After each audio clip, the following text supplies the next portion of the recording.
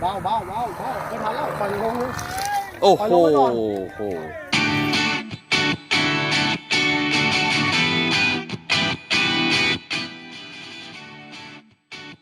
แล้วนะครับนะครับช่วยเซตลำโดยครูปานนะครับ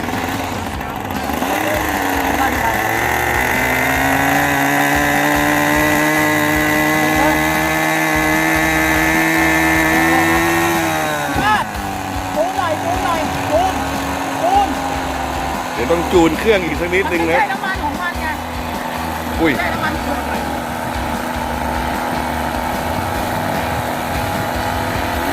รอบประมาณ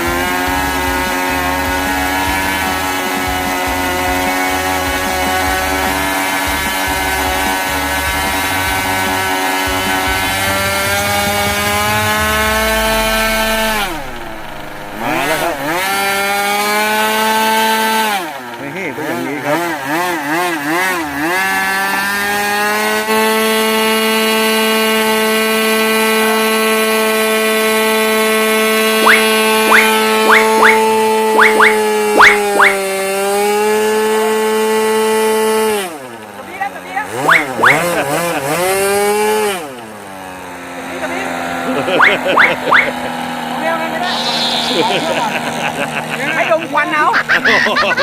ดมควันเอา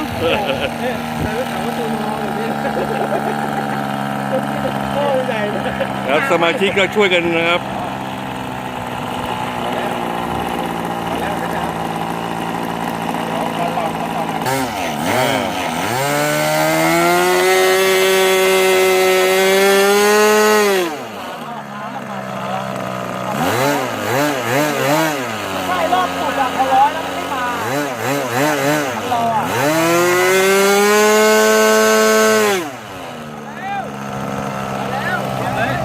เดี๋ยวจะลองเทสการบินเลยนะครับหลังจากที่จูนเครื่องกันแล้วนะครับส่งลำโดยครูปานะครับนักบินนะครับคุณแจ็คนะครับวันนี้จะเป็นการเฟิร์สลำเลยนะครับ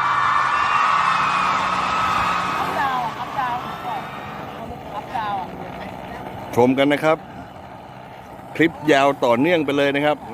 ได้เห็นบรรยากาศการติดเครื่องการจูนเครื่องนะครับแล้วก็บรรยากาศของการนำลำเข้าสู่รันเวย์แล้วก็เทคออฟนะครับชมกันเต็มๆนะครับแรงนิดหน่อยเลี้ยว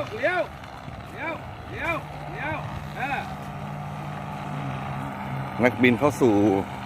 หางแรงไปหน่อยสุดตันเทเลยแต่ไม่พอกินเรื่องอะไรกันพอแรงให้ดูกันเต็มๆนะครับก่อนการขึ้นนะครับ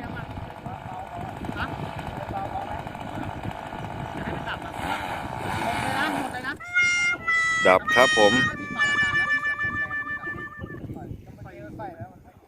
เครื่องดับนะครับทีมงานช่วยเหลือมาแล้วนะครับนี่มือสตาร์ทนะครับนะครับ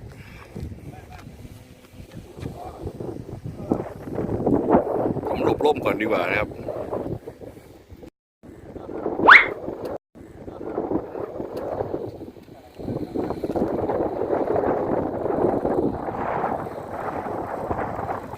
สรุปว่า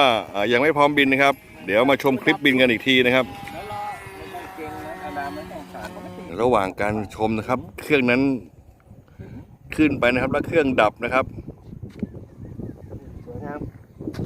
เครื่องลงดีกว่าติดเครื่องอีกว่ะออกตัวครับ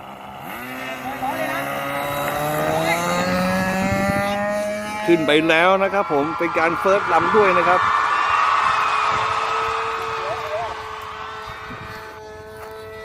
พยายามอย่าเร็วมากเลยล่ะพยายามอย่าเร็วมากผ่อนหน่อยผ่อนเบาคันเร่งหน่อยอย่าเร็วมากเป็นไงซ้ายขวาให้ยืนขาหน่อยมั้งเนี่ยผ่อนไม่เป็นไงจะไปไกลเป็นไงบ้างครับนักบินนะครับชิดซ้ายขวาให้ดึงไปหักทางขวาแล้ว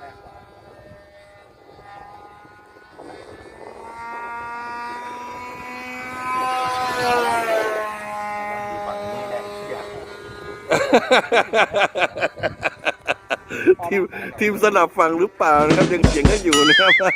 บาๆตั้ง นักบินกับคนทีมคนละคนกันนะครับนะฮะ ทางซ้ายขึ้นไป ทีมซ้าย ซ้ายหรือกินขวา กินซ้าย กินซ้ายก็ดึงมาขวานะครับ อ๋อ ได้นะ เอากลับลำปล่อยมือ ตัดหัวตัดหัวตก นิดนึง หัวตกกินซ้ายหน่อยหนึ่ง เอาละ อัพหน่อย ลำอยู่สูงนะครับ เพราะว่าเป็นการปรับทีมกันอยู่นะครับนี่นะครับ มีผู้ช่วยปรับทีมนะครับ อ๋อ นะครับลำอาการลำมาตรงแล้วนะครับ หายตกกลางหัว ดึงซ้ายแล้วปล่อยมือขวาเลยต้องสวนลม สูงๆนะ ต้องสวนลม สูงไว้ก่อนนะครับ ระหว่างการทริมนะครับ ตั้งลำปล่อยมือ ซ้ายนี่เลย กินซ้ายนี้ กินซ้ายดีได้เลี้ยวใกล้ เรียบร้อยนะครับ เข้ามือแล้วนะครับ ขวาไปหน่อยก็ได้ แหมคลิปนี้ยาวๆเลยนะครับ ตั้งแต่เริ่มเลยนะครับ เอาเสียงเนี้ยเสียง 50%ฟังเสียงเอาโอเคแล้วได้แล้วจะพี่กินซ้ายเดี๋ยว ซ้ายก็ดีได้เลี้ยว กินเริ่มเลยอ่ะ กินแล้ว หนักหัวหน่อย กินซ้ายหน่อยแต่รีพิทแต่ละตัวไม่เหมือนกันนะ ผมใส่รีพิทพูดาบ้าก็ต้องมาตั้งรีโมทใหม่ มัน ใช่ แอรอนไปบานเลยอ่ะบางทีอ่ะ พิจารณาได้ตั้งเลนเลยแล้วนะ ผ่านหน้ามาครับ ตั้งเลทเที่ย80 70 เลน70เหรอเอ็กโปอ่ะ เอ็กโปไม่ตั้งเอ็กโปผมไม่เคยหน่วยนะพี่ เหรอผมชอบติดเอ็กโปหน่อยมันจะบินนวลดิ แต่ลำนี้โบติดอยู่20แอรอน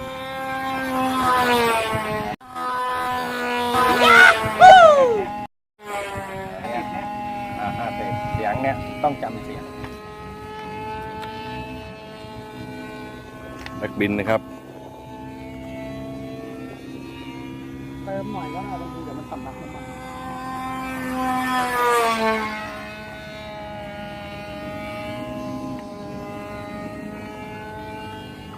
ก็มีนะครับทีมงานช่วยเหลือนะครับหลายท่านนะครับ ให้กำลังใจกันอยู่นะครับ 50ก็เป็น100 ทั้งเรื่องเครื่องบินแล้วก็เรื่องของรีโมทนะครับ น้ำมันหมดปะมันเบรก ดู50ยังปี๊ดขนาดนี้ให้ดูอะ ตัวนี้เร็ว เหรอนี่เป็น16ลำ16เหรอ16ไปเครื่อง5แล้วมันจะตอน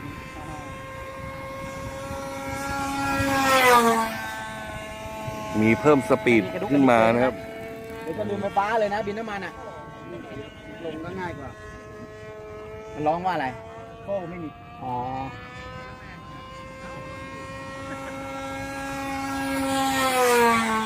หรือว่า ISI low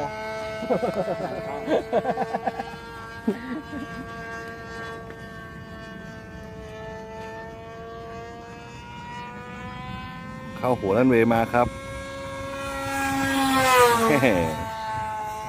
สัญญาณต่ำมันจะไม่ร้องว่า I ได้มันจะร้องว่า telemetry เหรอ Telemetry Row ไม่ได้ตั้งเพราะว่ามัน ใช่ ถ้า ไม่ถึงเราไม่ได้ตั้งนะ ถ้ามันสัญญาณถ้ามันมี telemetry มันร้องเองเลย เครื่องบินลงจากหายแล้วที่หายแล้ว ถึงไม่ได้ตั้ง แต่ถ้ามี receive มีรองรับ telemetry มันร้องเลย ตอนนี้ไม่มี ไม่มีเหรอ 28อ่ะ เดี๋ยวลงตามมาแหกแล้วแหก เฮ้ยพี่ผมใช้ไฟสกายมันร้องว่ะ Telemetry Row ในลำเมื่อกี้เนี่ยร้องทำไมมันร้องอ่ะรีซีไฟสกาย receive ที่มีมันก็ร้องไง ธรรมดาหัดภาพหัดภาพ ตอนลงมันต้องไวนะ หัดภาพข้างบนบินได้ แต่ แล้ว พอเตอร์โคตรล่นเลยผมมาล่นเลยตลอด แต่เมื่อกี้กำลังเลี้ยวออกเลยปีกเนี่ย เดี๋ยวจะมีการ ไกลๆนู่นนะ กองเชียร์จะบอกให้นักบินทาบลายเพื่อการลงนะครับ เดี๋ยวมาดูนักบินนะครับทำการทาบลายนะครับ เพื่อทำการซ้อมการลงนะครับ อยู่สูงเนี่ยต้องเบามาแล้ว นะครับทาบลายมานะครับ เบาเลย ต้องเบาอีกถ้าจะทราบต้องเบาเยอะเลยเบาเยอะ เบาเยอะนี่เป็น มันไม่ติดมือเบาเหมือนลงไปก่อนเติมหน่อยแหมมีควันด้วยเติมหน่อย เติมหน่อยอร่อยแน่ ตัด ตัดนี่คือตัดสวิตช์เลยนะแล้วนี่ไง มาแล้วครับผมหย่อนมาครับผม ยังไม่ได้ไปตรงนี้ตัดตรงไหน ต้องตัดก่อนนิดนึง นกไล่ดิ โอ้โหพี่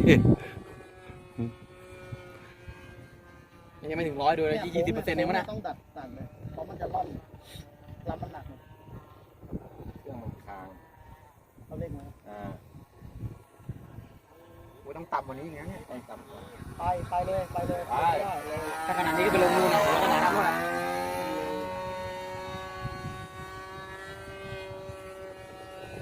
หน้ามันตรงแล้วจน พิจารณาต้องหยอดไปนั่นนู่นเลยเนาะ เนี่ยตัดเลยครับเข้าโค้งอ่ะผมเข้าโค้งกันเลยตลอด ก็ถึงโค้งนะถ้าตัดอะเลยร่อนเลย ไม่ต้องกลัวสตอนหรอกไว มาดูกันนะครับ การทาบลายลงนะครับ ไม่ได้นะครับ สูงไปนะครับ ไปเลยถ้าสูงไปเลย เลี้ยวเลย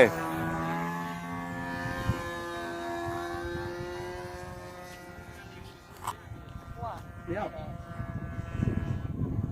ลองเบาพี่ วันมินิตั้งไว้8 นาทีอ่ะ ใช่เดี๋ยวแล้วค่อยวนเบิ้ลเอา แต่มันยังไม่หมด เข้าหัวรันเวย์มาครับ ได้เป็น10 เบาเร็วไปครับ ไป มีหลบนะครับ มีหลบ มีหลบ ไม่ไหว แม่ ต้องไวเราต้องไวตาต้องไวเบาพี่ต้องให้หย่อน อันนี้ลงห้อยมาสวยครับ ห้อยมาสวยครับ หย่อนมาครับ ค่อยๆหย่อนครับ หน่อย เนี่ยมา นิดนึงยังไม่ถึง นิดนึงเนี่ยได้ เบาซ้ายหน่อยได้แล้วซ้ายหน่อยขวามาหน่อยเบาไม่ทันแล้วปล่อยลงเลย โอ้โห ปล่อยลงเลย โอ้โห โอ้โห โอ้โห ถูกต้องครับ ผมอย่างนี้ถูกต้องครับนะฮะล้อก็ไม่สึกนะครับ มันดูดเข้าทางฝั่งนี้ ถ้าเพื่อนๆชอบกิจกรรม RC แบบนี้นะครับ ก็สามารถติดตามได้นะครับ โดยการกดติดตามนะครับ แล้วก็กดกระดิ่งนะครับ แค่นี้นะครับเพื่อนๆก็สามารถชมคลิปกิจกรรม RC สนุกสนานแบบนี้ได้ตลอดนะครับทางช่อง RC for Fun นะครับ